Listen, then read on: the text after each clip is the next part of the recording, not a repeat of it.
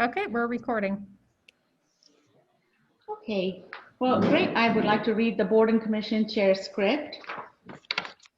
Pursuant to recently adopted amendments to the Illinois Open Meetings Act, included in Public Act 101-0640, public bodies may, in certain circumstances, hold entirely virtual public meetings without a quorum physically present in any one location. On March 17, 2020, Village President Lawrence R. Levine issued a declaration of emergency pursuant to the authority granted by the Village Code, the Illinois Municipal Code, and the Illinois Emergency Management Agency Act to address the health threat posed by the COVID-19 pandemic. On November 15, 2020, President Levine executed a written determination that given the ongoing emergency associated with the COVID-19 pandemic, in-person meetings of the Board of Trustees are not practical or prudent at this time until further notice. On June 26, 2020, Governor Pritzker issued a new disaster proclamation and executive order 2020-43 that declared in-person attendance at public meetings of more than 50 people at the regular public meeting location to be infeasible in accordance the Open Meetings Act as amended by Public Act 101-0640. Governor Pritzker reissued this declaration on September 18, 2020 through a renewed disaster proclamation and executive order 2020-55. In accordance with the governor's renewed disaster proclamation, President Levine's declaration of emergency, and President Levine's recent determination regarding meetings of the Village Board of Trustees, President Levine determined that in-person meetings of the Community Relations Forum are not practical or prudent at this time and until further notice. Accordingly, this Community Relations Forum meeting is being conducted virtually with members participating through Zoom webinar platform. Sharon Tanner is in the Village Hall as required by the Open Meetings Act. Whew. I don't think I would ever be a news reader. Oh, I think you did a great job. So I would like to call the meeting to order. May I please have a roll call? Certainly. Chairperson Dipti Clark. Here. Member Marty Alisco. Member Margot Flanagan. Here. Member Reverend Dwayne Gary. Here. Member Anise Moses. Here. Member Amy Mizell. Here. Member Gary Rubin. Member Hillary Scott. Here. Member Maureen Valvasori. Here. And Member Bob Young. Here. Okay, we have a quorum. Great, thank you. So the first first item on our agenda is consideration of our last October 7th meeting minutes. Is there a motion to approve? Excuse me, Dipti, if I may, we can take those two meeting minutes, we can approve them together if the forum would like to do that. I would ask for any motion to approve them to have a note to correct a Scrivener's error. I mistakenly did not update Amy and Anise being full-fledged appointed members of the forum, and my sincerest apologies for that. Oh, the October 10th is our training. Is that the one you're talking about, Sharon? Yes, October 7th and yes, October 10th. We can sure. take those together. Sure, let's do both October 7th and October 10th meeting minutes. I so move. Okay, sure. I second it. All right. May I have a roll call vote? Sure. Chairperson Dipti Clark. Yes. Member Margot Flanagan. Yes. Member Reverend Dwayne Gary. Aye. Member Anise Moses. Yes. Member Amy Mizell. Yes. Member Hillary Scott. Yes. Member Maureen Valvasori. Yes. And Member Bob Young. Yes. All right, motion carries. Great, thank you. So this is the time in the meeting when a member of the public may comment on something that is not on the agenda. I will ask Sharon to read any public comments that were submitted prior to the meeting. After that, I will ask if any members of the public would like to comment on something that is not on the agenda. If you would like to make a comment about something that is listed on the agenda, please hold your comment until that time. If a member of public would like to make a comment now on something that is not on the agenda, please press the raise hand button or *9 if you're joining by phone. The village's public comment rules limits comments to 3 minutes. There were no comments submitted in advance of the meeting, and I do not see any hands raised. Okay, then. That's great. We can move on to our first item on the agenda. And I want to say a big thank you to our very own Carrie. And I'm going to just let you have the floor. The Glencoe Public Safety Department has graciously accepted our invitation to come and provide more input and a presentation. So Carrie, the floor is all yours. Okay, thanks for having me tonight. I want to spend a little bit of time talking about the public safety model, just kind of explaining what it is. Then I'll talk a little bit about our training, and then I'll focus on use of force policies and training that we do here. I'll start out just presenting some information. Then at the end, I think it'll be a good idea for us to have a lot of questions and answers. That way I can, answer any questions that might be on your mind that may come up now or you may already have for us. So again, I'm going to focus on law enforcement, specifically use of force, because that's what's driving most of reform movements across our country right now. To start with the public safety model, the reason we're called public safety is because we're not a police department, we're not a fire department. We do both. It's a combined department. In 1954, the village combined their police and fire department into one department, and we've been doing it ever since. It's very unique in Illinois. We're one of 2 departments that do it. What it means is that all of our officers provide police, fire, and emergency medical services. They're all trained and certified in all 3 aspects of this job. They're all cross-trained. They're certified as police officers, firefighters, and either an EMT or a paramedic. An EMT is an emergency medical technician. It makes us very adaptable and flexible. We have built-in extra manpower. If we have an incident on the fire side or the police side, the other component officers can pitch in and help right away. So it just gives us some flexibility and the ability to address big issues without having to call for immediate help from outside. It allows our officers to be a police officer, a firefighter, and a paramedic all in the same shift, no matter which shift they're assigned to. Our police officers carry their fire and emergency medical gear in their squad car. A lot of times for an ambulance call, our police officers are the first on the scene. They can initiate patient contact and treatment while the ambulance is on the way. They could also size up a fire call and direct incoming units to what may be going on if there is a structure fire. And on the same token, our fire officers can assist the police department with critical incidents, whether it's extra manpower on the street, processing prisoners in the station, or when people walk into, want to file a police report, sometimes our fire officers, since they're in the building, will just take that report. Another thing that makes it unique is our medical response training prepares us for mental health crisis events much more than traditional police departments. In particular, our officers use a blended approach using, the medical caretaker kind of mentality and the protector police skill sets when they help people in crisis. Many times when there's people in crisis, we're there to provide medical care rather than worry about any criminal charges that may be pending, because we want to take care of the person involved first. Public safety officer training is extensive. Like I mentioned earlier, we're certified in all 3 components, and there's the Illinois Law Enforcement Training and Standards Board monitors our police certifications. The Illinois State Fire Marshal handles our fire certifications, and the Illinois Department of Health deals with all of our medical certifications. Prior to being hired, our recruits go through about a 1-year process with our Public Safety Commission. It includes a written exam, pre-employment assessment center, oral interview, all before they even get on an eligibility list. When an officer gets hired, the first thing they do is go to the police academy for 14 weeks, and they come back and do field training with one of our officers for another 14 weeks.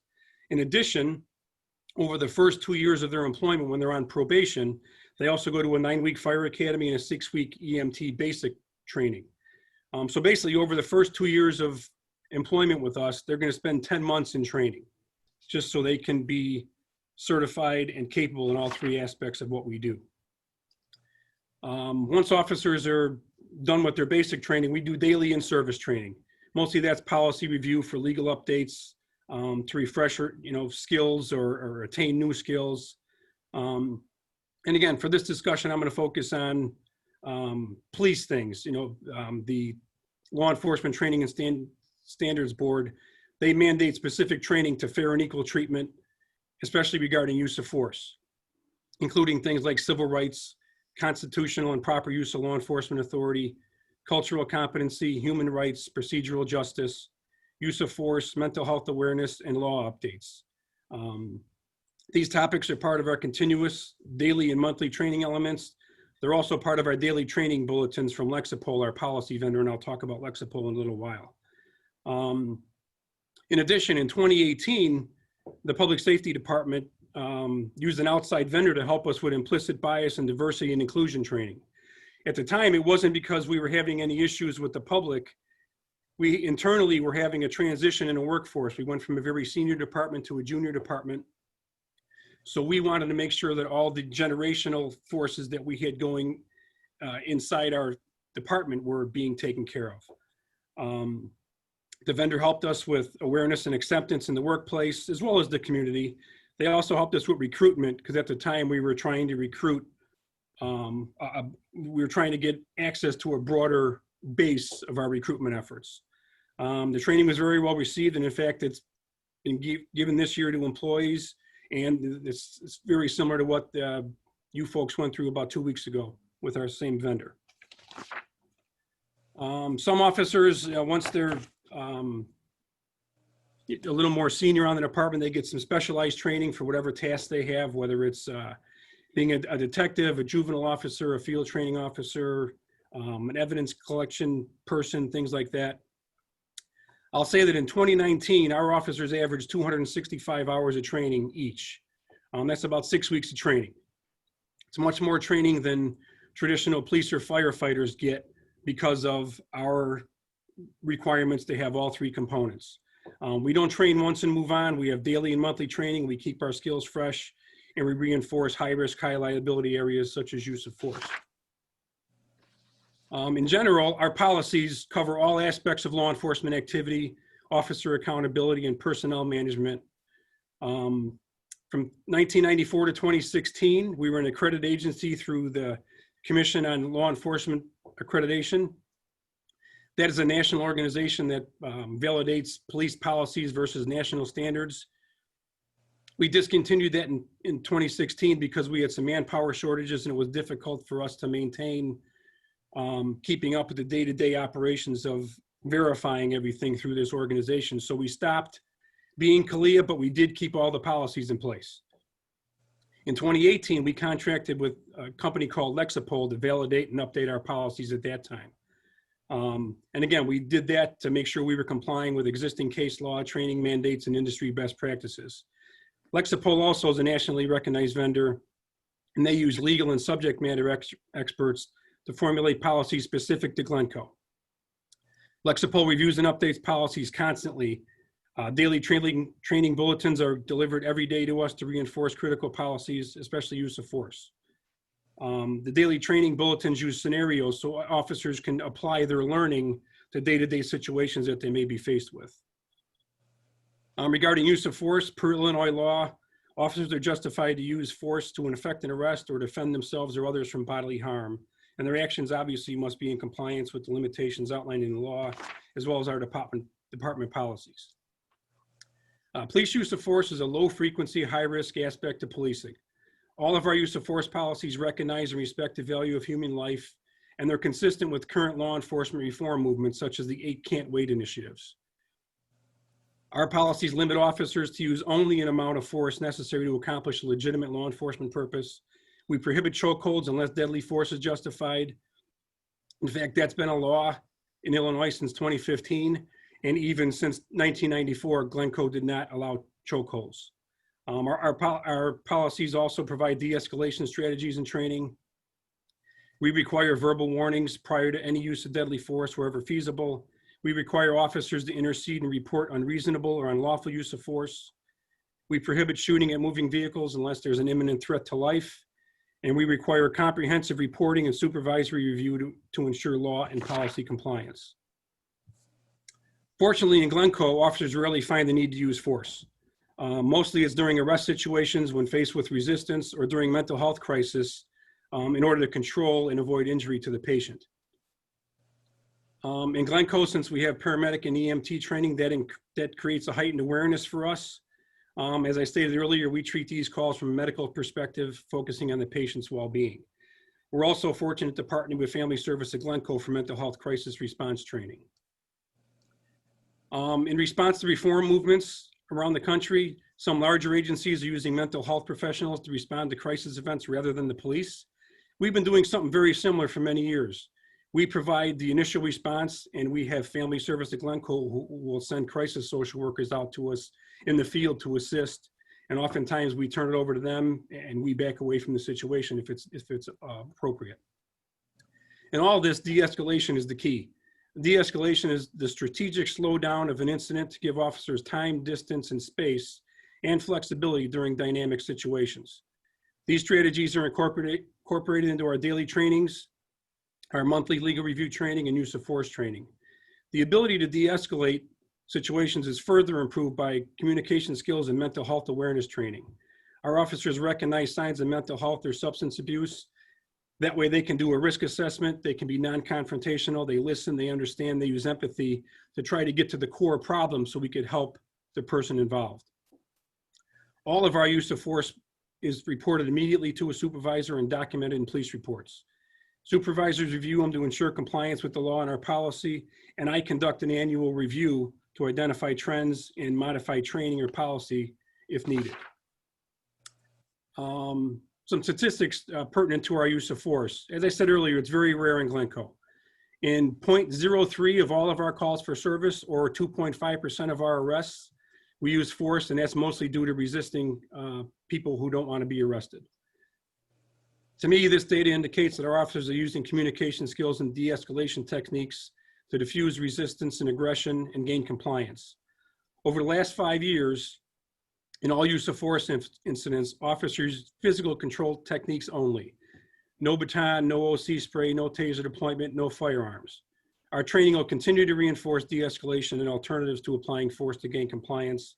And Lexapol will continue to update and revise our policies as needed to remain current with best practices.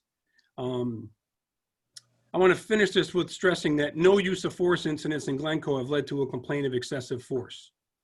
Since 2019, we've been part of the voluntary National Use of Force database, and none of our use of force incidents have met the reportable standards. Those standards apply to when a fatality or serious bodily injury to a person is at the hands of a law enforcement officer, or when a firearm is discharged by a law enforcement officer at or in the direction of a person. So luckily, none of our incidents have risen to that, even though we're part of the database. I know that was a lot of information in a very short time, but I think the value here is for me to answer any questions that may have. So at this time, I'm happy to answer any questions or provide any clarifications that you may need. Question. Thank you for the presentation and the information. Just a couple quick questions. How many hours are divided between a police officer who's working a day, and then if you're able to share how the rotation schedule is done? Is it every quarter, every 6 months, and so forth? Sure. We rotate every quarter. We have 3-month blocks of schedules, and our officers are either assigned to a police shift, which is a 12-hour shift. We have a day shift and a night shift in 2 different platoons, so we can give them their day off patterns, or they're assigned to a fire shift, which is a traditional 24 on, 48 off. So for that 3-month period, they're going to be assigned to one of those 2 shifts. Like I said earlier, often during the day, they'll go back and forth and provide police versus fire and fire versus police, depending on what situations we're faced with.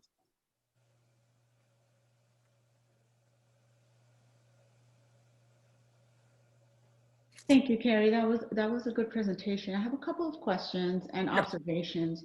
You talked a lot about, use of force and retaliation. Obviously, we don't see that in Glencoe. However, what about those subtle behaviors, those unconscious behaviors which impact the same way as it would be direct? and intentional. Mhm. And so I think what I'm trying to get at is, yes, there is no use of force and there's that retaliation, but then you seem to be doing great with your department in that side. Mhm. But there are these other things that are actually more prevalent and should be focused on, especially in a community like Glencoe, where obviously you don't have the use of force. However, I think officers should be more cognizant of that. For example, what kind of training do they have if there is a person of color that they're dealing with? What kind of training would they have if they're a person of color stopping a non-person of color? Or, so those are, some of the things that I think would be very helpful to understand. And if you don't have that in place, maybe to have current times have some sort of whether it's an external or internal training to address those. Well, a lot of those themes were covered in our implicit bias training back in 2018. And they're also woven into all of our daily training things. When we do our things about use of force and procedural justice, those are the aspects of it that we're being trained on and being made aware of. The thing with implicit bias is that we all need to acknowledge that we all have implicit biases. It's how we act upon them and it's how we treat others. And that's what our focus is. So I understand what you're saying. There's no specific training class for those things, but those are the themes that are part of all of the training that we're doing, whether it's use of force, conducting traffic stops in our field training program with new officers. We're required to report to the state all of our traffic stop data, and it shows that we're not stopping minorities at different rates and things like that. So everything we do, while it may not be called out as a title of a training, but those themes are involved in everything that we train on for the most part. Well, it's a mindset shift, right? Sure. So Yes. I understand your whole idea of use of force and that aspect, but this is a mindset shift. So I'll be quite direct and say, if a person is driving in a car with a backlight that's out and they get stopped for the reason that their backlight is off, which is fine, that's the right reason. But when the officer approaches and notices it's a person of color or a minority and has, obviously we talked about that emotional tax and those behaviors. So if they notice any kind of either fear or whatever the behavior is, I mean, they would probably say, open your trunk, let us see what's in there. I mean, these are not just things made up. These are stories that people have come to us with. This is what we hear, right? So what I'm trying to get at is, it's a mindset shift. So yes, your officers are entitled to stop the person for the reason that they're stopping them. But then after that, how do they react to what they see in that car? Well, what I can tell you is that our expectation is that we treat everybody the same. And I think our data supports that. Our officers aren't treating people differently because of their race. We've talked about this a lot, and with all the movements going on in the world, we talk about it at roll call all the time. A lot of this is based on perceptions, right? What you're describing, a traffic stop with a minority person, their perception is that, yeah, this officer stopped me because of my race, maybe not because of my traffic violation. We can't overcome that, but we do need to be aware that that might be what they're feeling. So we're doing everything we can so that we don't, make them, we don't want to validate that feeling. We want to treat them with dignity and respect, explain why we stopped them, and deal with the violation only, and not go further and search trunks and things like that based on what we think the person may be involved in. We're just focusing on the reason for the stop and dealing with that. And again, I've had a conversation with Reverend Gary in the past. I mean, perceptions are very difficult to change. You're absolutely right. And the perception from an officer standpoint for most traffic stops is, this is just a traffic stop. And that's how they approach it. But like you're pointing out, our officers need to be aware that other people, the people that we stop, may have a different perception. And the way we overcome that is by treating people the same, no matter who it is, treating people with respect, providing information, answering their questions, and just sending them on their way with the same result that we would give to anybody else that we stopped. And again, I think that our model and our statistics and our complaint records and things like that show that we're doing a pretty good job there. I'm not saying we're perfect, because we certainly are not. So, It's so an speaking ongoing of your struggle for everyone. speaking of your model, Mhm. how do you handle a complaint? So someone comes to the village, okay? It could be to Phil or Larry or to us in the forum. Right. Had a bad experience. Right. Right. What is your procedure to go through that? How far back data can you get? Obviously, we're not talking, 2 years, 3 years, but help us here. If we have to take this up, if someone is really concerned and we're there to help, and we say, yes, we can talk to, Carrie and maybe set up something or however we want to approach that. But then there has to be some accountability, right? For either party. And so what is your process for that accountability? Our process is anybody who files a complaint, we take the complaint and we investigate it thoroughly. So somebody has to come and file a written complaint to They don't have say, to file a written complaint. They can call in. They could, like you said, they could do it through your group. They could do it through the village hall. In my experience, since I've been here and even before that, most people come to the department directly. We have a complaint form that they can fill out if they choose. If they want to do it verbally, we accept it that way. If someone say for instance, someone walked into the department and wanted to file a complaint, we would refer them to a supervisor. So they're not dealing with an officer, it's a supervisor.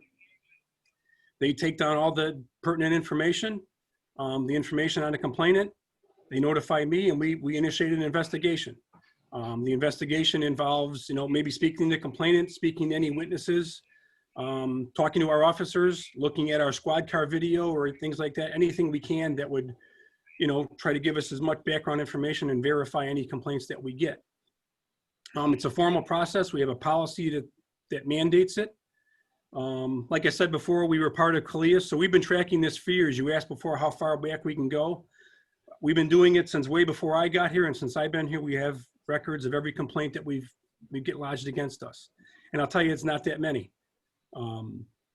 And we fully investigate it. When the investigation is over, we notify the complainant. We let them know what the results were, whether their complaint was valid, or if it wasn't valid.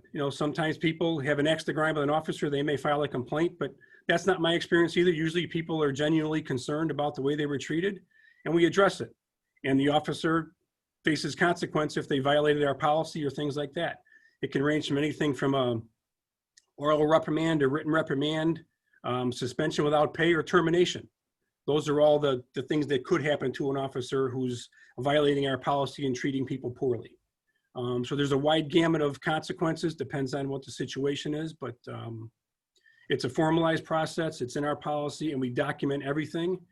In fact, at the end of every year, we compile all the data and we have it at our fingertips so we can report on it if we need to. In fact, in a different presentation I did to the village board, I did just that. I just don't have the data in front of me right now, but I can certainly get that for you. We could talk about it next time. But I can give you more particular information on that if you'd like. Can I just clarify quickly, because you've talked about, I think, 2 different types of data. And so I want to make sure I'm hearing you correctly. Yeah. So there was a term you used, and I've already forgotten it, for the excessive force data that I think you said you hadn't had any, but you've been tracking that since 1994. There's that piece, but then the data that you were just referencing, that's more along the lines of sort of any interaction that the public is having with the law. Yes, that was more like a citizen complaint. Yes, that was a different. Okay, so all complaints, even the ones that are not, because you did sort of distinguish between the filing a complaint versus the sort of coming in off the street and speaking with a supervisor. All of that is tracked. Yes, they're all considered a personnel complaint. We take them all the same. Yes. Mm-hmm. That's great. Thank you so much. Mm-hmm. Thank you for the presentation. I did have a question. Is it standard practice when people are walking if they have interaction with an officer, for them to ask them where they live? Yes, our officers, we have, again, because we're accountable and we have to keep statistics and we need to report to the states. So when we stop a car or we stop a pedestrian, we have to report data to the state of Illinois to gather it all to make sure that we are doing things appropriately. So yes, we ask people where they live, we ask them their name. Oftentimes, if it's an innocent contact, if people say they're not comfortable giving it to us, we don't push them on it. But obviously, if it's a criminal matter or things like that, we would require identification. So standard practices, our officers to ask for that information. Sometimes if people don't want to give it, we're comfortable with that. But at other times, we have to demand it because it's a criminal related thing. I'm just wondering if that gets factored into talking, we live in a community that's very white. Mhm. And when there are people who live in our community, visit our community, our extended family of people in our community, and they're people of color, and Right. they're walking and they get asked that question, I think, back to some of what Dipti was saying, back to what that brings up in people. I did not know that was standard practice in Glencoe. I didn't know that was standard practice for the police department. Right. I think that's an important thing to know. And I don't know if there's a way to disseminate that information, because when you're a person of color in Glencoe, and I've had this happen to people that I care about, Mhm. and they're asked, where do you live? It feels like you don't belong here. What are you doing here? It seems very accusatory. And I have had interactions with the police, not anything exciting. You don't have to look me up. But I've had interactions and nobody's asked me, where do I live? Right. It's not just Glencoe. It's just a standard police practice. We try to identify the people that we're dealing with, whether it's a victim, a witness, just anybody we have, just so we can refer to it in the future. If nothing else, we have a record of who we talked to and who we didn't talk to. But you're right. I think, a pedestrian stop is very similar to a traffic stop. I mean, there's two different perceptions involved, right? There's the perception of the person who stopped and the perception of the officer. So again, we can't change perceptions, but we try to deal with them the best we can by treating everybody exactly the same, so we don't fall into the pitfall of treating people differently. Is there a differentiation as to whether the person is a minor or not? Not necessarily. If it was say for instance, there was a minor crime reported in the area to the police, and the police officers get there and see some kids, they may stop them and ask them if they saw something, if they were involved or things like that, but not necessarily, no. Okay, thank you. Mhm. So Carrie, this kind of brings me back to that point of, that mindset. I wonder if there would be some way of talking to your staff about having this, considering how nowadays anybody, even when Erica said she was asked in Starbucks, like, where are you from? I mean, it is a bit of a like, oh, why? Like, am I not supposed to be here? Right. And so I don't know if that is something you want to consider. Again, if somebody is just walking, I'll take Reverend Gary's instance. If he's walking his dog and not doing anything wrong, is it accounted for to stop him and say, what are you doing here? Right? I mean, it's just I think that there are many things in it, the tone, the question itself, whether it's subtle or intentional, it's perceived in a very different way. No doubt about it. Right. And it's something that we talk about all the time. And again, perceptions are one thing. Another thing to consider is, if you're walking down the street and a police officer stops and engages you for some reason, usually it's for a reason. It's not because you're just walking down the street. The police officer may not share with you exactly what it is because it may not be pertinent. Like in Anissa's example, if somebody's walking down the street and the police officer's on the way to a call in that area, they may stop and engage you, just say, hey, did you see anybody running by here? I'm looking for something, related to a crime over here. But sometimes they don't have time to do that. They may just stop you and realize you're not involved in this and continue to the scene because they still have a job to do at the other end. So, and again, since our officers, we make sure that they're aware of this. My expectation is that if they do stop somebody on the street, they kind of explain why they stopped them. It's not just, hey, who are you? What are you doing? Where are you going? If it's related to a call that's close by, I expect my officers to say, hey, I'm stopping you because we had a call of X a block from here. I was just wondering if you saw anything or anything like that. So again, we're trying to give people information, not live under the cloud of, hey, we're law enforcement. We don't have to share anything with you, but you've got to tell us everything. We try to make it a two-way conversation whenever we can engage with people. Harry, a couple of questions. Yep. I noticed police officers ride through the village. From the old mindset, is there any type of watching the village from a beat, walking the beat type of situation, especially when it's warmer days? Are police officers able to get out their squad cars and just walk the community instead of just drive around? And then can you just explain to us how the patrol car camera works and the body camera works? Okay. The first part is, yes, our officers get out of their cars quite a bit, especially in the warmer months. They do foot patrols down in the business district. In the summer months, they're in parks. They go down by the beach on foot patrol. We also do walk and talks in every school every day. So we're trying to get the officers out of their cars so they can engage in people for positive interactions, not just when they call for service from us. So we try to do that as often as possible. Regarding the squad car video, all of our police cars have cameras in the front of them. Whenever they conduct a traffic stop, or whenever they turn their emergency lights on, the camera starts. And the camera backdates 30 seconds. So if by chance they see something happening and turn on their lights, it'll go 30 seconds before that to see why they turn their lights on, whether it's a traffic stop or something happening on the street in front of them or things like that. And all squad video is kept for at least 120 days or until the database is full, they start writing it over. Unless there's an arrest or an incident that we think might be high profile, then we actually save those cases and we save that video forever, so to speak. We do not have body cams here in Glencoe. It's just something that we've never done. It's very expensive. The laws in Illinois are very delicate and difficult to deal with. And it's not the cameras themselves that are horribly expensive. It's the storage and the manipulation of all the videos and the redacting them and editing them every day. Frankly, we don't have the staff to do it. Larger police departments hire IT staffs that deal with all that stuff. We just don't have that luxury. So as of now, we don't have any body cameras. You made mention of staffing. Yeah. How many civilians, non-sworn individuals work in the police department or the public safety area? We have 6 civilians work here. 3 of them are community service officers. You'll see them around. They have light blue shirts. They do parking enforcement, traffic control, things like that.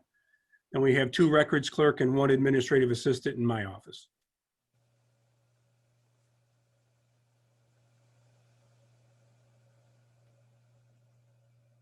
Officer Lewandowski, I'm just wondering, I've noticed, this is just an observation, and maybe it's always been this way, and just like everything else, I've paid more attention recently, but it seems to me more often than not, when I see you all making a stop, there's 2 police officers present.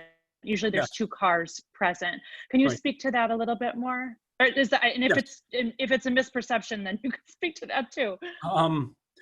I'm not saying it's a misperception. It's a frequent practice for us. We're a small town. Our officers are out there together. They're there to back each other up. Because I don't want to be overly dramatic, but in the police, when we do a traffic stop, we don't know what we're going to get. So whenever an officer goes out on a traffic stop, whatever other officers are in the area, they do stop by, and they'll stop by just to make sure that the officer's covered. If he needs any help, they're right there. I will say also that in the last 3 or 4 months, we've had new officers on the street. So we actually have 2-man cars. So sometimes you'll see 2 officers in 1 car. That's because they're in training, not because we're doubling up necessarily. Okay.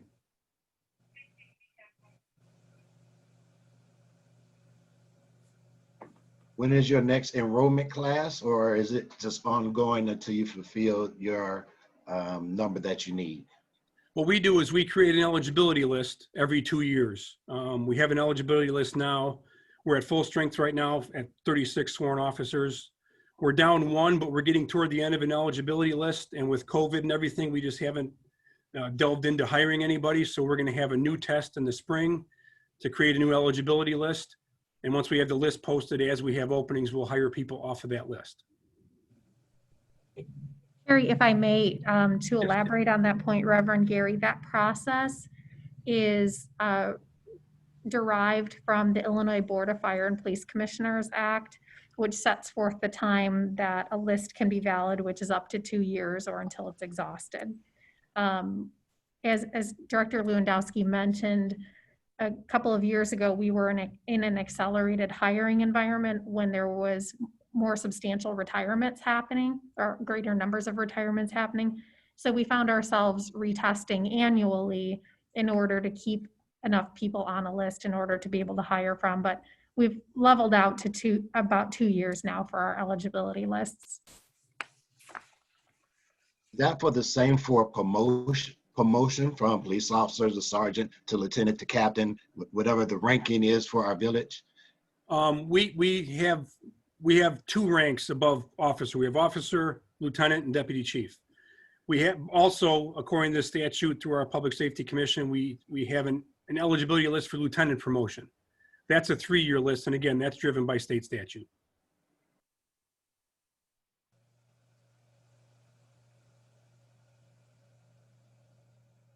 I guess what I'd like to say is, thank you for your time tonight and for having such an honest conversation with us. Sure. I've spoken to my son's experience, and I want to clarify by saying that as my children grew up, they really viewed public safety as their friend. And it was a wonderful way to raise our children, and I will always be grateful for that.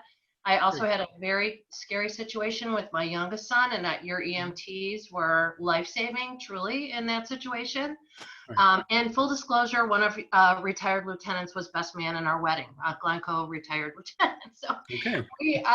I've kind of seen both sides of the fence, I guess, is what I'm trying to say. So, I can't imagine how difficult it is to be in your role or to be in public safety at this point in our history. And it just gives me a lot of hope that we're able to have this conversation. And I think more conversation is better. And what was presented here tonight was very helpful. So thank you for all your efforts. Thank you. My pleasure. Yes, ma'am. So I personally have had an amazing experience with public safety. So I want to thank you for all that you do. But this is a different question, and it has to do really with, I'm newer on this committee and trying to understand of more recent events, some of what we're trying to look into and I guess address around the diversity and inclusion theme. I'd like to know more what your team is supposed to do, let's say with the Chalker situation, because given that they have rights and their village civilians don't quite know what to do when they see people. So what should we expect from public safety? And do you think there's some things we need to do to help the rest of the community understand that people have rights, if you will, graffiti or such rights? So. Well, I mean, the role of public safety is to follow the direction of our village board. And they made it clear that we were going to recognize chalking as a First Amendment right. And we allowed chalkers to write whatever messages they want. Sometimes, even if the language was a little more colorful than people may have liked, it was allowed because it was freedom of speech. And that's how we addressed all of these. We got plenty of calls. We went out when people complained on one side or the other. We basically, the people that called us, we kind of explained what the village's stance was, why we were there, and what we would and couldn't do.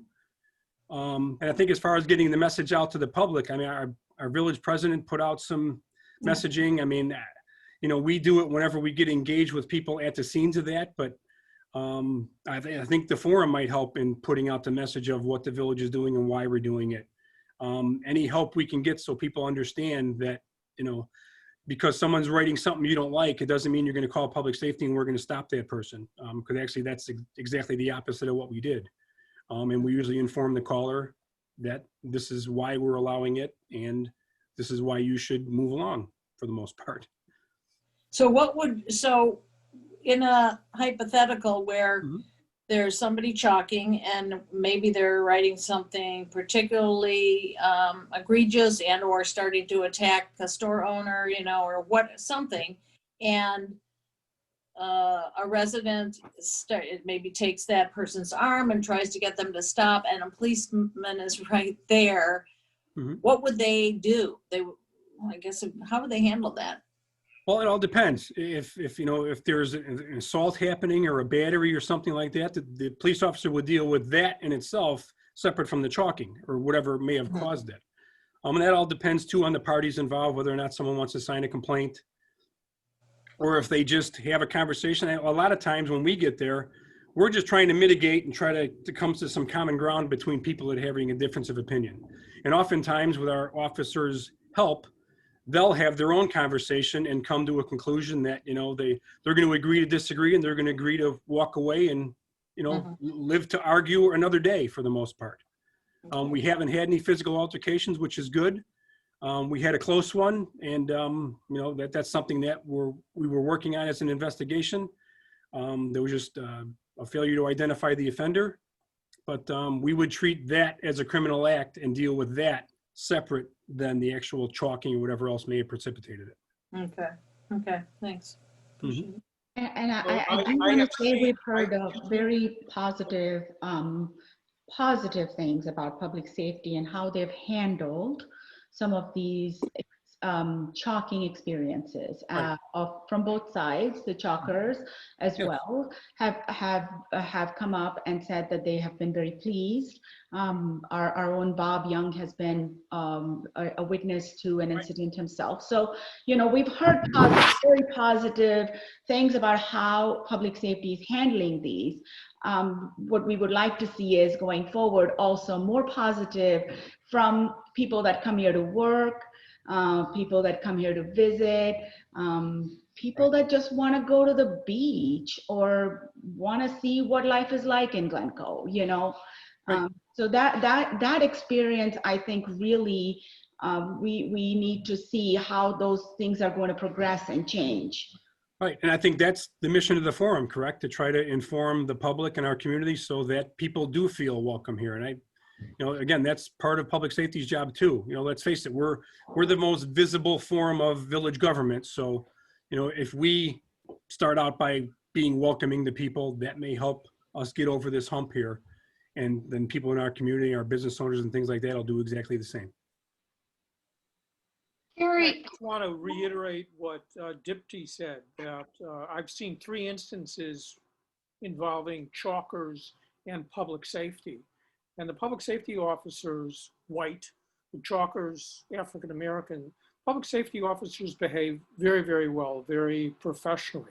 And I want to make very, very clear, if I were the father of an African American son, I'd be scared every time he walked out of the house.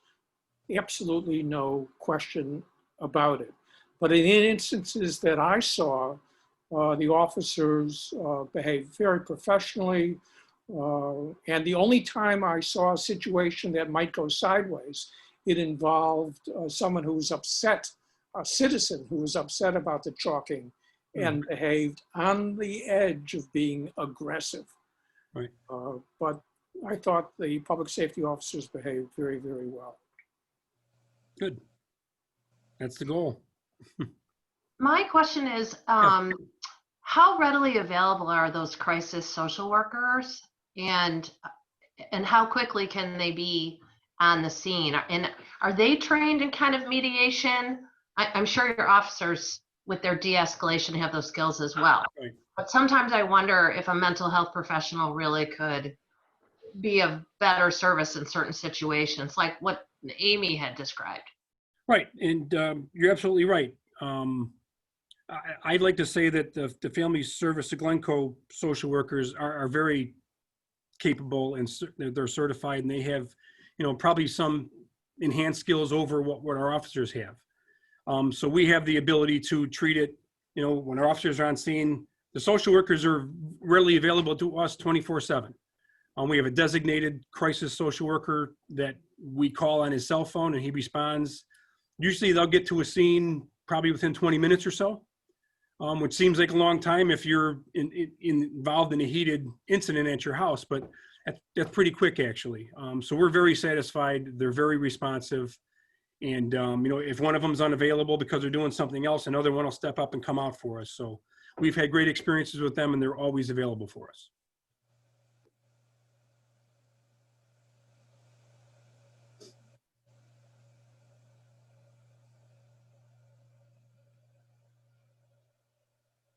Sharon, I wonder if any of our participants who are visiting the call have anything for Carrie, if it's open for them to ask questions? Certainly, I would invite the members of the public who are attending to use your raise hand button if you have a question or a comment that you would like to make. And I'll do my best to unmute you in the order that I see your raise hand button go on.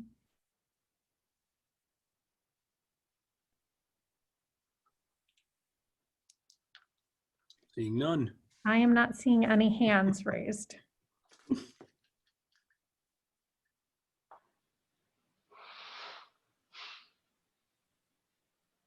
right. Well, that's great. So if everyone does not have any questions, we all, and on everyone's behalf, I do want to say a big thank you, Carrie. That was very helpful. And thank you for being patient with our questions. Some of them, I mean, obviously nothing personal or directed at you. However, all very important and good concerns. So thank you for addressing those patiently with us. We appreciate it. Really like to keep an open door policy with you. You know, I know that you attend our meetings, so please continue if you can, because that is really very helpful and shows our partnership. Yep, it helps us too, believe me. So thank you. Great. Well, thank you very much. Thank you. Thank you. Okay, that was really good. I had a quick question for everyone here because we haven't had a chance to talk after our training, you know, a week or so ago, and I just wanted to see what comments you guys had or any from that training or anything specific you took back and how we can, you know, bring it all to our forum, use it here.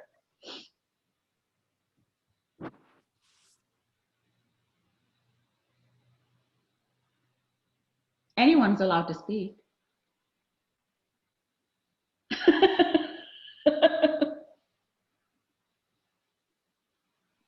All right, I'll go. I thought it was really good. I was impressed with Erica. I've been in a number of those trainings over the years, and I thought that her approach was really excellent.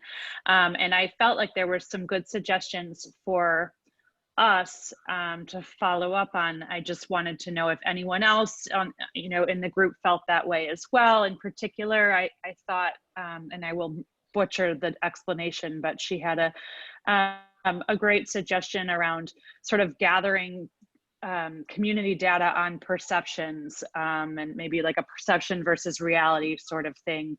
I think in the training we used the example of like, gosh, like I said, I'm going to butcher it, but perceptions around, for example,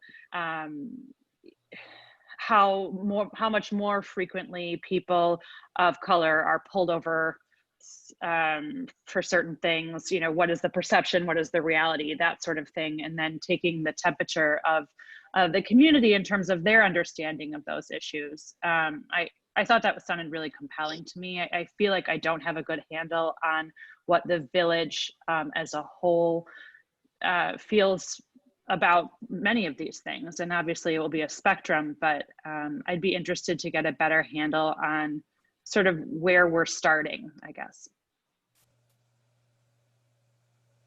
I agree. I thought it was really well done. I've been to many of those kinds of programs. Of course, wish it was in person. It would be much more compelling, you know, some of the exercises of relating to each other in ways we would realize, you know, more and whatever, but we do what we can do.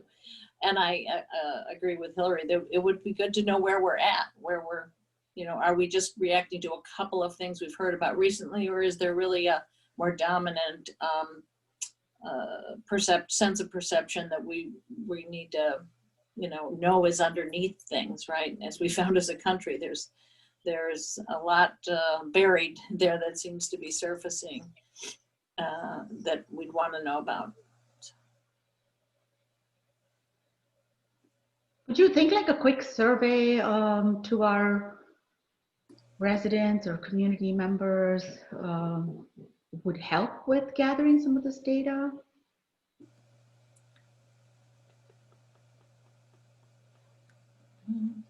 You know, I don't know how else you do it. I mean, if you try to do more in-person things, then you kind of just get the vocal, I think, view. Sometimes you don't get as good a read as a broader spectrum, but I'm not a pro at that. I'm thinking, and maybe Erica has some good tips on what she's done in other communities to be sure we get some voice forward. And I know we can't do in-person things, but I wonder if it's even like going to door to say there's a survey that the village has sent. Have you taken the time to fill it out?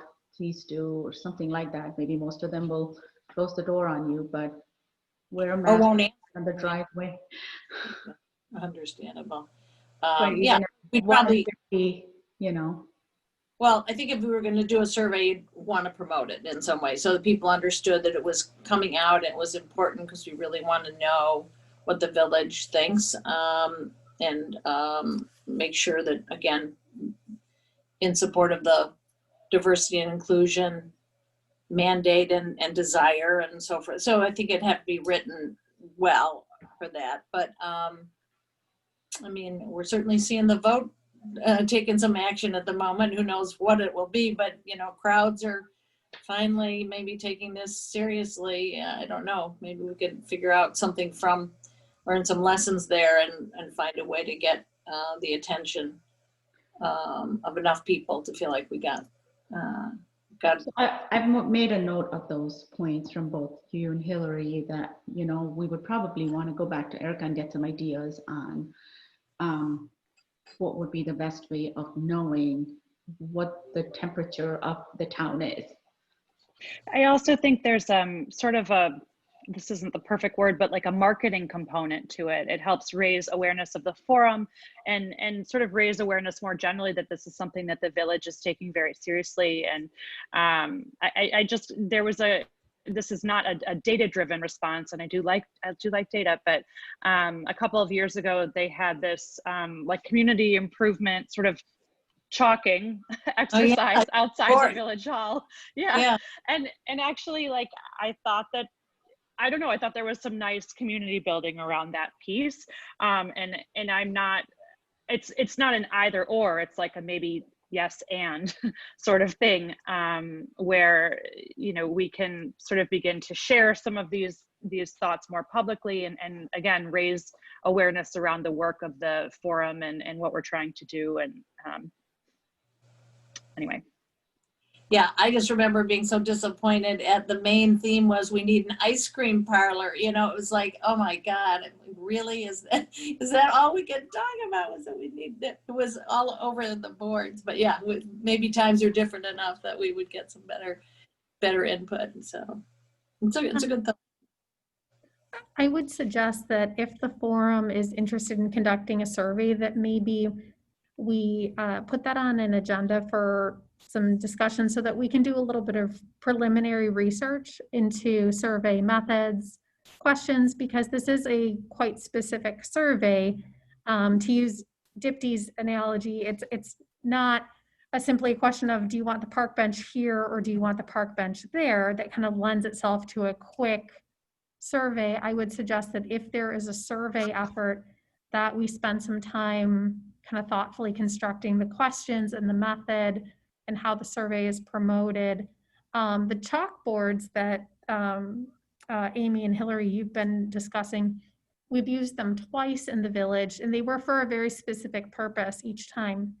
The first time was as a component of getting feedback during our downtown tune-up plan, which was kind of a downtown plan refresh. So some of the the key question that was asked is kind of what do you want to see in downtown Glencoe, or how could downtown Glencoe be improved? So Amy, you're absolutely right. Lots of ice cream parlor suggestions. A few frozen yogurts too. And then the second time we used them was as part of the village's sesquicentennial 150th anniversary celebration in 2019, where we asked the community for feedback about what would be a good kind of legacy memento for the community to mark the sesquicentennial. We also saw a few suggestions about ice cream parlors there, but there are quite a few other things that were suggested then as well. So those instances of using those chalkboards were for a singular question that was kind of like the sky's the limit type response, versus a more structured survey, which might be have very specific questions where we're trying to collect data. The chalkboards were kind of more of a cast a very wide net, allow people to provide feedback. We tried to get out there as quickly as we can to snap photos of them. Sometimes the boards got washed off by others or crossed, all the things, or it rained. But I thought I would just mention that. So if a survey is something that you'd like to consider doing, it may be helpful for us to spend some time in another meeting talking more substantively about what do we want to survey on, what survey methods might be appropriate, so that we can evaluate the best way forward. Agreed. Agreed, Sharon. And also maybe some homework on our part. I mean, I'm sure we're not the first ones doing this survey. It's probably done before. Why reinvent the wheel? Just, maybe Google, look up what's out there for questions, how other places have done it. And that might kind of help us, get to our goal. Again, I'd like to see us put our energy into, in the time of COVID, we would have to ask to be included in Zoom meetings at churches and synagogues and other organizations. A survey, I think, would have limited value, frankly. I think we need to talk to people. Hopefully later this week, I'm going to be meeting with Rabbi Green at North Shore Congregation Israel. And I will ask, is there a Zoom meeting, whether it's with the board or a social action committee, that we could participate in to talk about the history of civil rights in the North Shore, the function of the forum? But I'd like to get our hands on people, even if it's by Zoom. And as an example, a number of years ago, I'm sure some of you will remember, a resident of Glencoe wanted to pay for the cost of having an armed public safety officer in First Central School. And if that worked out okay, to have armed public safety officers in all of the schools. I worked with a committee, and one of the members of that committee is now on the board of the Glencoe School, to oppose that. And what we did was we set up booths in downtown Glencoe and talked to people, and went to organizations and talked with them. And there was a referendum. And again, if you recall, 80% of the voters opposed putting armed public safety officers in Glencoe schools. So again, I'd like to see us move with some urgency, even in the age of COVID, to get our hands on people, to talk to people. I think a survey will be of very limited value, very limited value. Oh, I wouldn't say limited value, because gathering data is always a good start for anything. So what you're saying, Bob, of moving forward and talking to organizations and getting involved with them, being out there in the front, talking to people, is of course our number one priority. We're on it, we're on there, right? but also taking the temperature of our community. What are people feeling? What do they think is very important also. And I feel like the best way, if we have to show it in terms of data, since we don't have any voting or anything, would be through a survey. So I almost want to say they go hand in hand, and one shouldn't limit the other one, but we definitely, I think, need both. The urgency of it may differ. Well, Sharon, I mean, has the village done surveys in the past, and what's the response rate? I don't know. Sorry, Sharon? I Oh, had to toggle over to my mute button there. The village has done surveys. We did in 2015 and again in 2019, community satisfaction surveys. We worked with a professional survey vendor that this is their business. They do municipal satisfaction surveys. And I don't remember the exact response rate offhand, but they were both statistically significant response rates. Those questions are covered kind of the whole gamut of the village's operations, as well as some future planning questions around priorities of the community, satisfaction with whether it's services or our infrastructure, and the like. We've well, also I'm done, glad to hear that they were statistically significant. In that case, then let's, move forward concurrently. But, the mission of this forum is about human beings, and I like talking with people. You will get a lot of feedback if you talk to people. You will learn what's going on with them by talking with people. So why don't we, consider doing it concurrently? I mean, I put the emphasis on getting out and talking to people. I mean, now Zooming in meetings. I think we would get some feedback that would be very valuable and move our mission, I think, more expeditiously than to date. Agreed. We definitely want to move forward. We do want to start talking. We don't want to stop on that front. We've already talked about that in our last meeting as well. So definitely, yes, we want to move forward with that. Survey is something, after the training, we've gotten thinking on some of those things, and this would be something that may come out of that as an action item for us to understand what our community feels, what they think. And some people may choose to be anonymous, and that's fine. That's probably their way of getting to respond without having to be there. Not everyone's comfortable. So this may be, a good avenue for those that want to do it behind the scenes. But I really think we should give it a thought. It's not something that's moving forward that quickly as our other initiative of working with organizations and speaking with them and getting engaged and involved in their events. However, if we can put it on as an agenda item for, like Sharon suggested, for the next meeting, and maybe if we do some homework and come back with some suggestions or ideas, we might be in the right direction.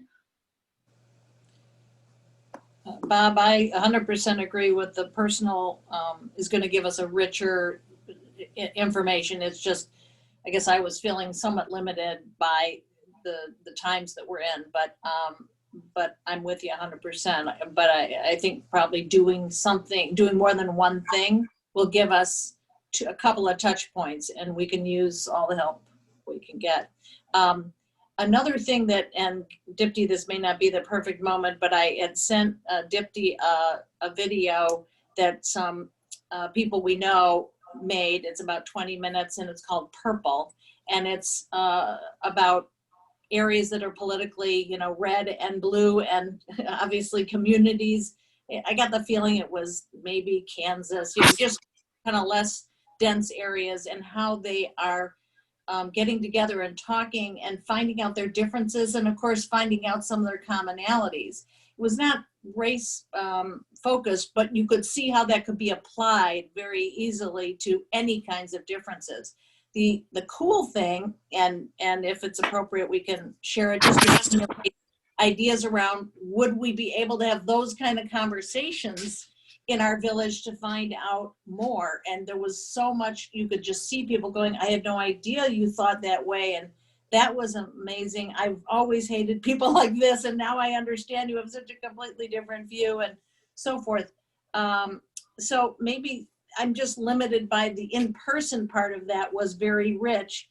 You could try to do it via Zoom, but it'll probably feel somewhat like the experience we had with Erica, where we could get only so far, right? So anyway, maybe there's...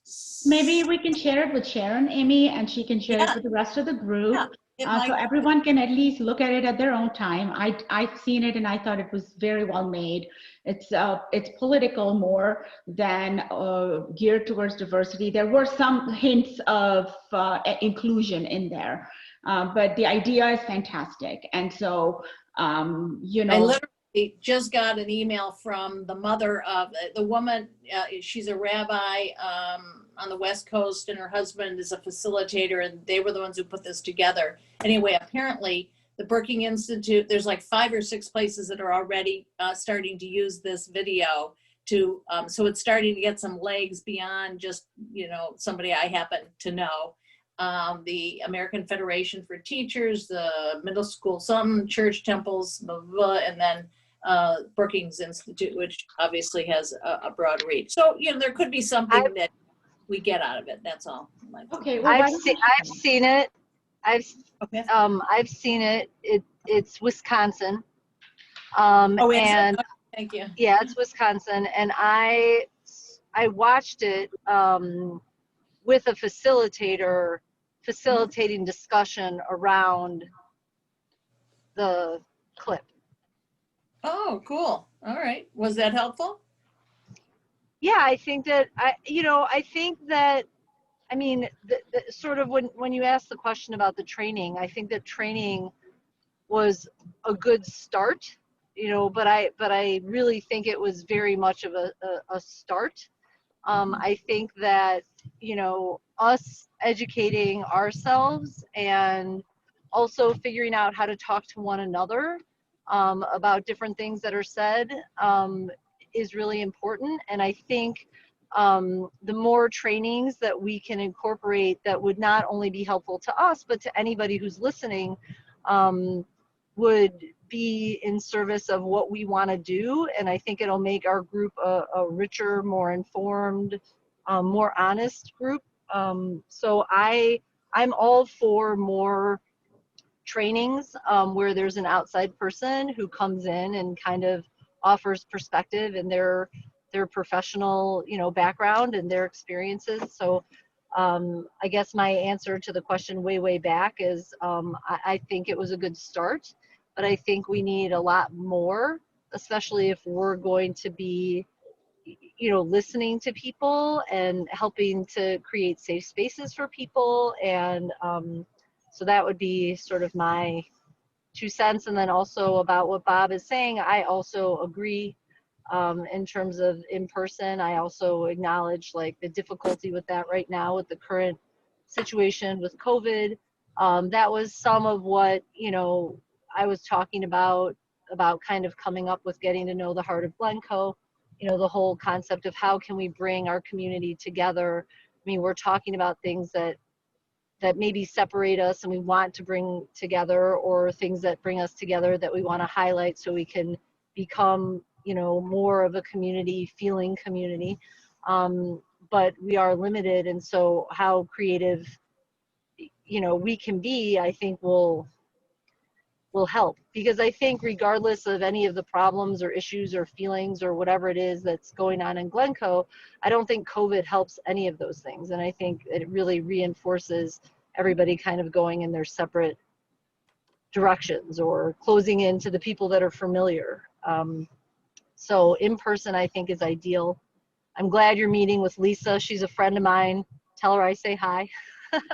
Well, And she was a rabbi at our synagogue years ago, and I like her very Lovely. much also. yeah, she's a great person. But anyway, that's all I have to say. Good. Would anybody else like to give some updates on where, if we've made any progress approaching organizations, starting conversations with them, being engaged with them, attending events? I actually had just a question while people are thinking for a second. Is anybody signed up for the Botanic Garden contact? Because if not, I would do that. I think I may have a connection there. But if somebody's already doing that, I couldn't tell. What is this, Amy? The Chicago Botanic Garden. Oh, in the list? Well, if it's empty, it's yours. Those, yeah, I didn't, I'm sorry if I misunderstood, but I thought you were asking if people had made progress with their contact on that list, and then it was on my mind to find out if anybody already has that. We don't, and if you know, you're welcome to run with it. I'll try to see if I can get through to them. Okay, thanks. I'm meeting with Bill Hansen on Friday from Family Service. Excellent. So I should have another update after that. Met with Scott Hamill with the Rotary Club. They still in the process of getting their panel together, dealing with racism as well as anti-racism. We have identified 3 panelists, myself, the village manager, Phil, as well as Dr. Neighbors, who serves as the president of the NAACP for the North Shore. We're in the process on how we're going to organize the conversation and so forth, and what date we're looking for. So that has been our conversation thus far. Great. Thank you. Anybody else would like to share? Just an update with the Glencoe clergy. We are in the process of moving to identify our second book for Houses of Faith and the Village of Glencoe. There are 2 books up for our discussion to look into. One is Dr. Martin Luther King's book, Where We Go From Here, Community or Chaos. And the other book is called Colorless Law. I cannot remember the author at this time. We normally have our annual Thanksgiving service together. We are in dialogue on what that would look like, because we cannot gather in any of our facilities. But we are paying attention to the tensions of the election, and we already have some ideas of what we will do, but not sharing as what they are right now, what that would look like during the Thanksgiving time. And I would be happy to be on your panel, the email that I never received, but Yeah, no, that was my fault. I thought I'd just throw it out there. I have a couple of updates to provide. Speaking of partnering, we had a call with our business community.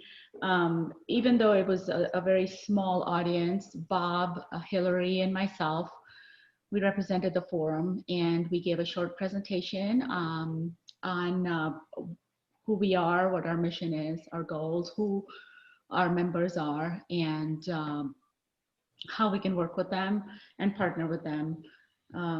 It was, like I said, very few people, however, it did spark interest, and we may have some follow-ups from that, maybe some one-on-one meetings. The Chamber of Commerce has also agreed to take that and invite us as they meet with their members. So that was a good next step. The second thing I wanted to bring up was I received an email from Barney Gallagher, who is the Sustainability Task Force chair. And he has been working with some of the other organizations in Glencoe as well. They're developing a sustainability plan. And as part of their 2021 plan, they are seeking to integrate some of their sustainable development objectives around social equity in the eco district protocol. So that's about the word I know, and I've never heard that eco district protocol before. So I'm going to have to do some research to find out more. However, he did ask if they could come to our forum meeting and present. Since this meeting was busy and they are presenting at the library today, he said he would get back to me on how that presentation goes. But Sharon, whenever our next meeting is, would that be something we can have worked out with them and see if they're available, if Barney's available, and they could come and present to us? I'll certainly check with the staff liaison for the Sustainability Task Force, and we can coordinate a meeting date, whether it's the next meeting or if there's another date that's better. Okay. So I just wanted to put that out there about that approach, which, it's funny because I said to him, we want to start coming out to all of our various forums and different boards in the village and start presenting on how, as a forum, what we're doing and moving forward, and kind of, that's how we are not working in silos, right? So we're kind of getting everybody's ideas and collaborating with them. And he was like, yes, we would be very happy to have you. So I'm very curious to know how this eco district protocol presentation goes. I guess we'll hear more anyways after theirs with the library. So that's the second thing that I just wanted to say in terms of partnering that had come up. Would it be possible, Sharon, if we wanted to get some time on our village board meeting and just, have 5 or 10 minutes, just talk about where we are, what we're doing?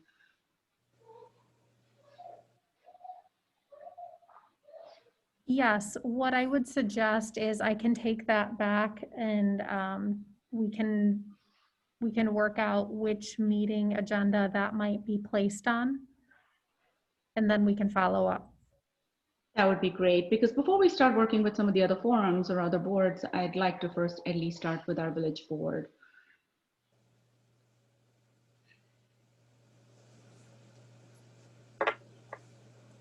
Well, I think we got very good feedback, encouraging in the training session of the other week, which included the entire village board.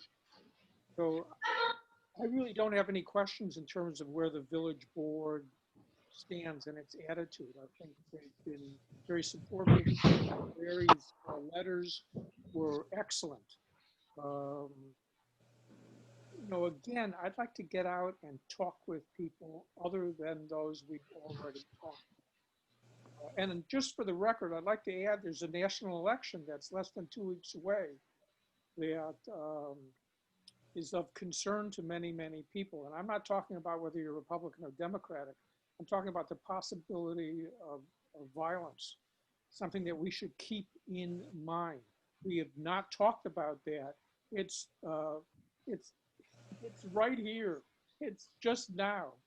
And I'm very, very concerned about that. I've never been more concerned about what might happen. I marched on the Pentagon in 1968. I've been involved. This scares the hell out of me. It goes directly to civil liberties, directly to civil liberties. Yeah, we have to keep our eyes open. We have to keep our eyes. I'm concerned all hell is going to break loose.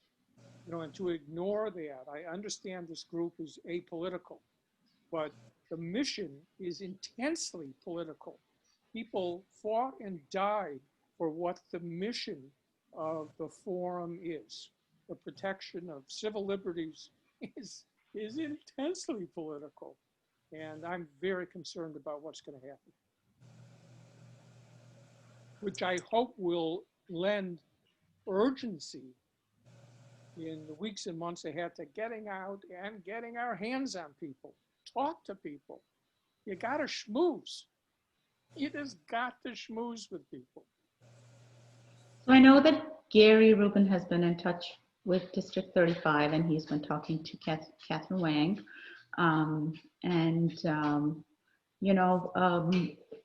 We have a lot of organizations we need to really, I agree, Bob, we do need to move forward and start talking to people. Are there any concerns that anybody has about that? Questions about moving forward?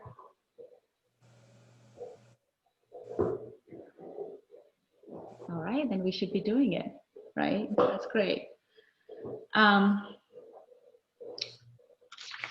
It's really, oh, I'd like to highlight a couple things actually. Maureen had sent from the library, there's an event for Ibram X. Kendi. You know, you all know the author of How to Be an Anti-Racist.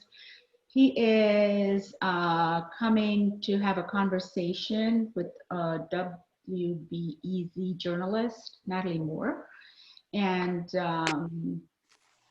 if you guys are interested in registering for that event, I have the link. I could send that, Maureen, what you've sent to Sharon, and she could share with the group. So I would encourage everyone to definitely attend that if you can.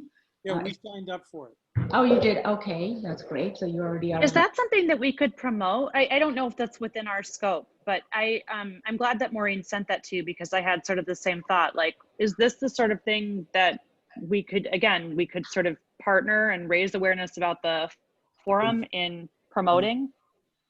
I didn't.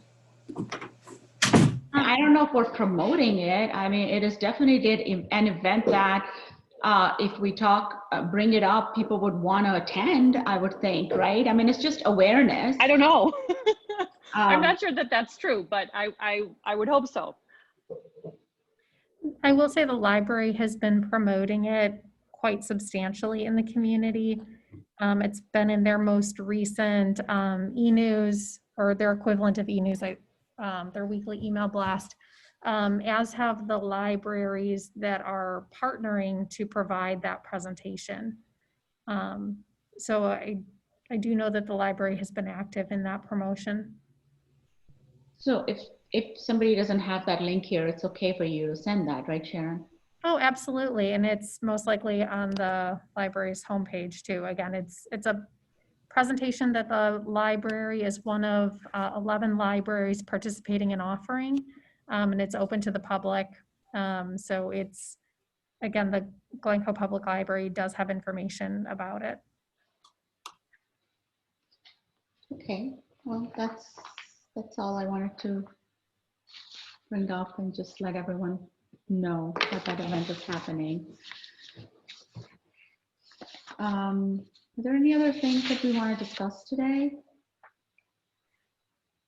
Dipti, I'm not sure if you're intending to go back to this, but we did have an agenda item related to the mission statement and goals, and there were some suggested modifications to that were shared, so we had included that in the packet. Okay, yes, sorry, I completely missed that part, Sharon, so thank you for reminding me. There was a couple small changes to the mission statement that had come in, right? And do you have it on your screen? I don't have it readily available. Sharon, do you have it to read it? Let me pull it up. I have about 10 windows open right now on my computer. I've got to get to the correct one. Sorry, and we're not seeing your face today, so it's hard to kind of, you know.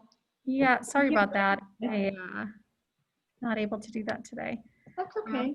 Let me just pull this up, and then I can screen share my screen.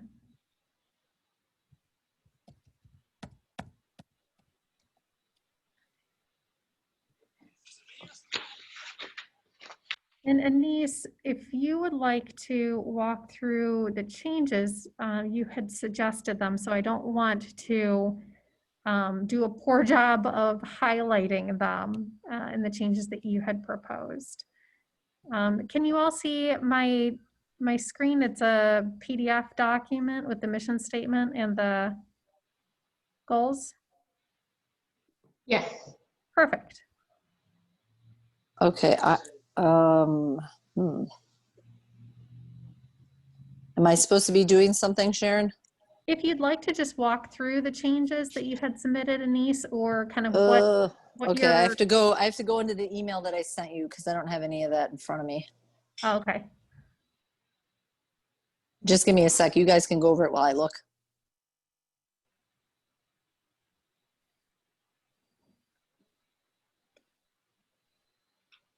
I mean, there's a couple of changes, right? We could just read it, Sharon. Mhm. Yep, the revision that was proposed is to to promote and further the village's strong public policy prohibiting discrimination, bigotry, and bias in any form in full support, the word full is an addition, full support of diversity, equity, inclusion, encouraging mutual respect, cooperation, and understanding amongst those who live, work, visit, and do business in the village. Slight rewording, if I'm reading that accurately. I'm fine with it. Yeah, I found it. That was what I said. Or what I offered. I don't know what other people offered. The only comment that I had gotten back by email related to the goals in the mission statement were the ones included in the packet that Anise had shared. However, if there are other thoughts, please let's discuss them.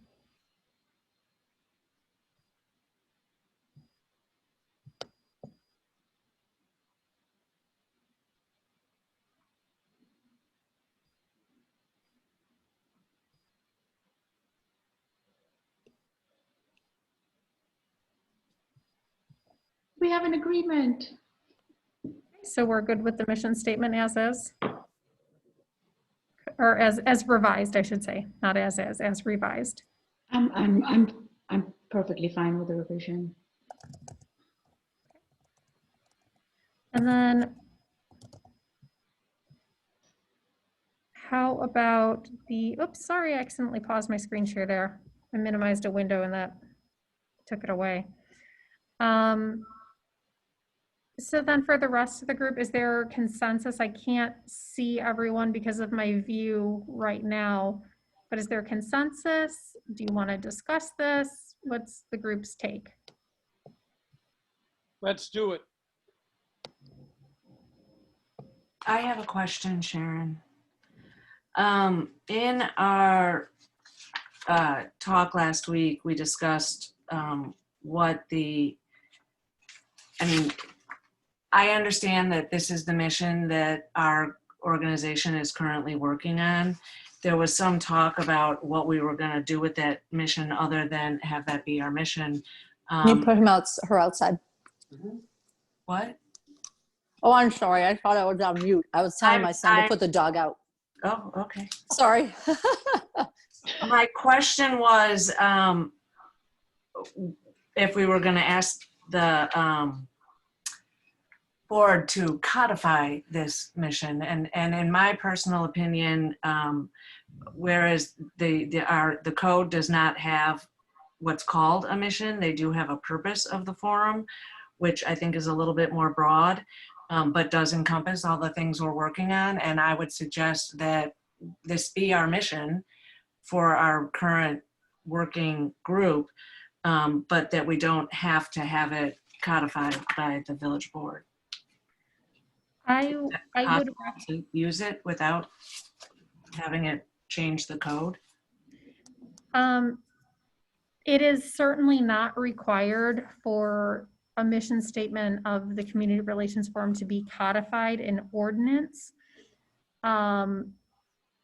Most of our advisory boards and commissions do not have, I can't think of any that have mission statements that are codified by code.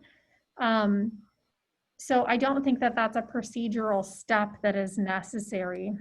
Great. If the forum's perspective is that you'd like the village board to share their thoughts on it, we could certainly work toward that. But again, it's not a formal codification, so it could be part and parcel of a presentation to the village board, perhaps, to share about the forum's activities, what we've been doing, what's coming up next, and perhaps to share about this is a mission statement that the forum has developed. and ask for the board's perspective on it, if that's the direction you'd like to go. But it's not a matter of codifying it. Yeah, no, I thank you. I just wanted to make sure. And the reason I'm asking is because the last round, when we did redraft the mission statement, they wanted to take out all the language about working towards encouraging diversity and against discrimination. And I asked them not to, or a number of us did, and we kept it in, which was good news. But I just didn't think we needed to tinker with it. As far as it being our mission, I think it's a fabulous statement, and I think it's really well worded. And thank you to Gary and Dipti and Anise for working on it. Well, I can tell you we used it for our meeting with the businesses the other day. And I think it was a very short, Hillary read it out, and when somebody else reads it, right? I mean, like, we've been reading it ourselves the whole time, but when somebody else actually read it, it was like, oh, that was easy to understand. So it really actually did made quite an impact.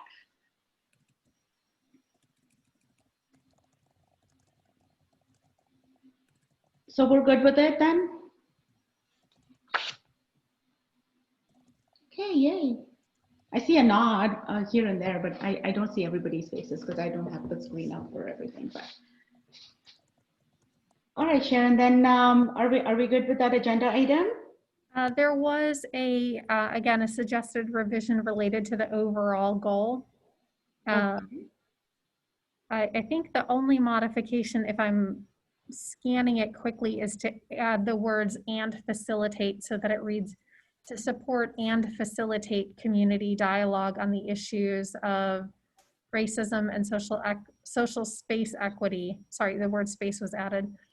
And to work closely with our cultural, civic, governmental, and faith-based organizations to develop recommendations and actions on behalf of initiatives that foster a more inclusive environment. So a few words that have been added.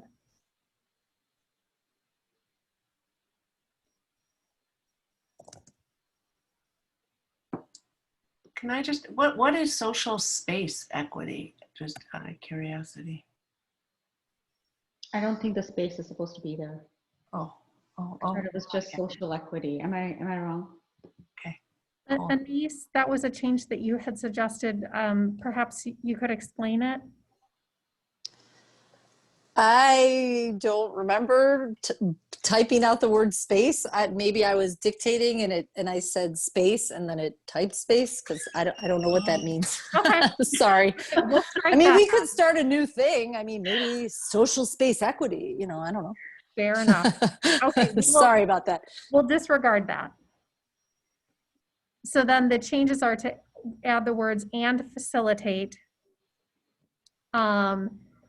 in the first part of the sentence, and then in the second part of the sentence, actions on behalf of initiatives rather than actions and initiatives.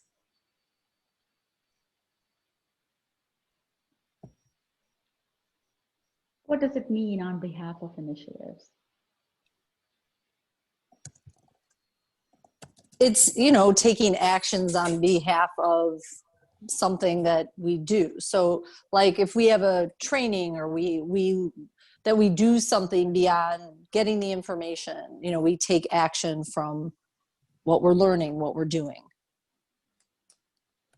If it doesn't make sense, feel free. No, I was just trying to understand it, like develop recommendations for action. Couldn't it also be in support of? I mean, isn't that the idea? I'm not saying that's a better word, but isn't that the intention of on behalf of?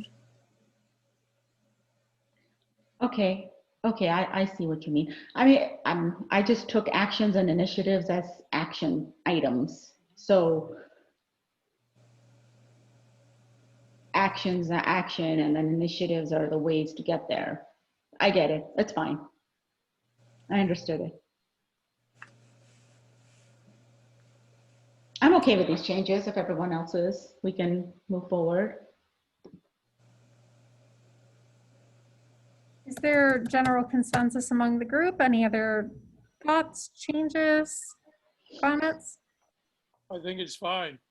It's good. Okay. Okay. Well, great. So then we are done with our agenda for today, which brings us to our next topic of, do we do public comments first or do we decide when our next meeting is going to be? Sharon, help me. You don't have to decide when your next meeting date is unless you want to make a change to the cadence that you've already set out, which is the first and third Wednesday. So that would be November 4th.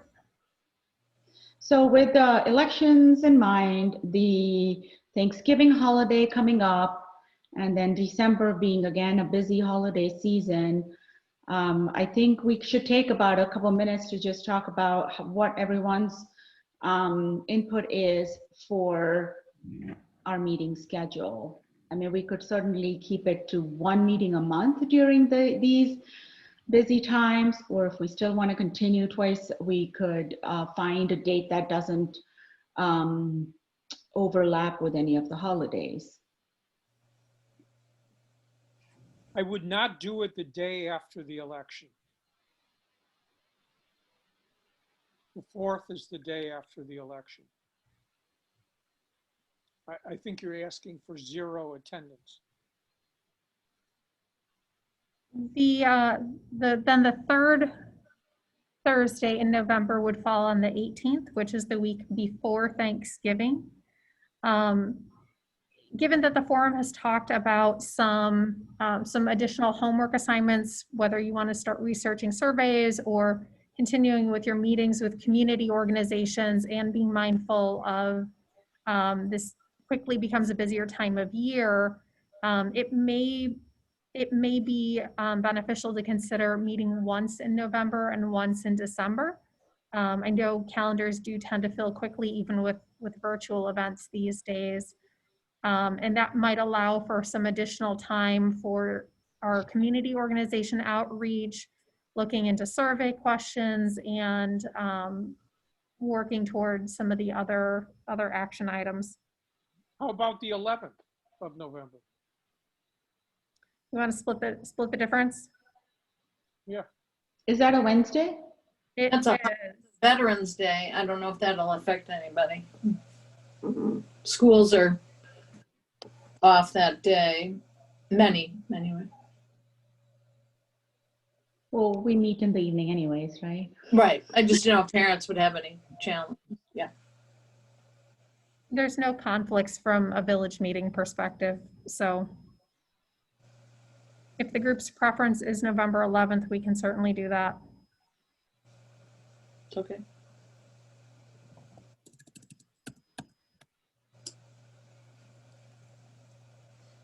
I mean, yeah, that would be our one in the middle of the month, and then we're not too close to Thanksgiving, so I'm okay with that.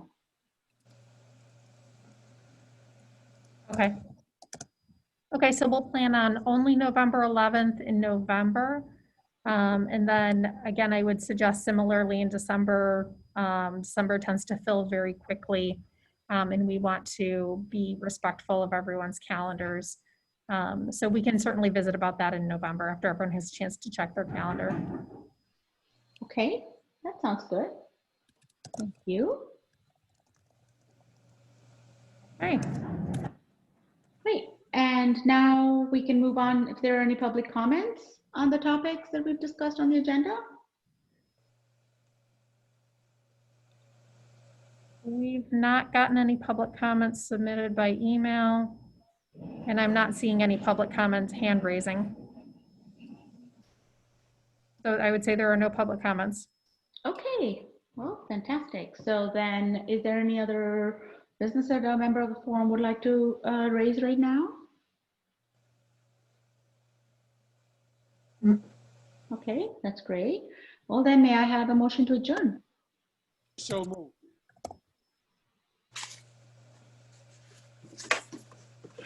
Is there a second? Second motion. Thank you.